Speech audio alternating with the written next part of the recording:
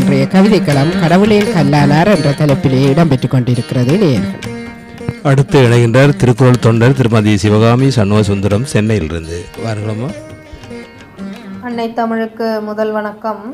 சங்கத்தமிழ் இலக்கிய பூங்காவிலிருந்து ஜெர்மன் தமிழருவி வானொலி நேயர்கள் அனைவருக்கும் சிவகாமி சண்முகசுந்தரத்தின் தமிழ் வணக்கம். நைனே விஜயனையா வணக்கம். வணக்கம் அம்மா, எப்படி இருக்கின்றீர்கள்? நான் நலமா இருக்கிறேன். நீங்கள் எப்படி இருக்கிறீர்கள்? நலமா இருக்கின்றோம், வாழ்த்துக்கள். நன்றி நன்றி ஐயா. சசிகலா அம்மா வணக்கம். வணக்கம் வணக்கம் சிவகாமி. நலமாக இருக்கிறேன் அம்மா, நீங்கள் எப்படி இருக்கிறீர்கள்? நாங்களும் நலமாக இருக்கிறோம் சிவகாமி, நீங்கள் நலமே இருக்க பிரார்த்திக்கிறோம். நன்றி அம்மா. கடவுள் ஏன் கல்லானார்? கடவுள் ஏன் கல்லானார்? கல்லை கடவுளாக கண்டோம், கற்சிலைக்கு பூசைகள் செய்தோம். ஏழைகளின் வயிறு பசியால் வாட, சிலைகளில் பாலும் பஞ்சாமிர்தமும் வழிந்தோட, அனுதினமும் அபிஷேகங்கள், அர்ச்சனைகள், அலங்காரங்கள். பொது தரிசனத்தில் ஏழைகள் காத்திருக்க, 50, 100 என சிறப்பு தரிசனங்கள் வரவேற்க.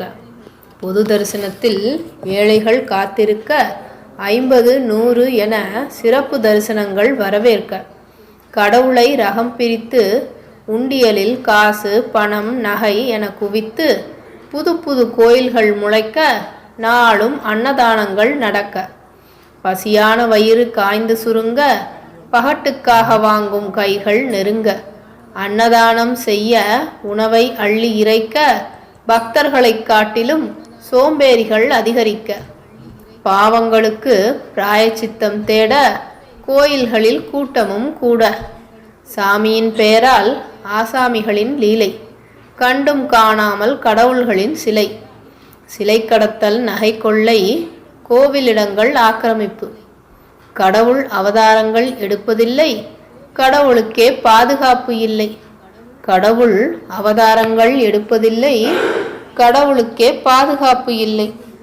ஆன்மீகம் ஆனது வியாபாரமாக, அதனால்தான் கடவுளும் ஆனாரோ கல்லாக. ஆன்மீகம் ஆனது வியாபாரமாக, அதனால்தான் கடவுளும் ஆனாரோ கல்லாக. ஏனோ தெரியவில்லை.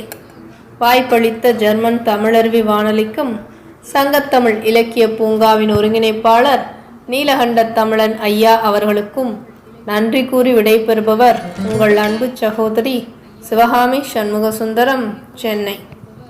ஆமாம், ஆலயங்களில் நடைபெறுகின்ற அல்லை தொல்லைகளால் தான் கடவுள் கல்லானாரோ என்ற கேள்வியோடு இந்த கவிதையை தந்திருந்தார் கவிஞர் சிவகாமி சண்முகசுந்தரம்.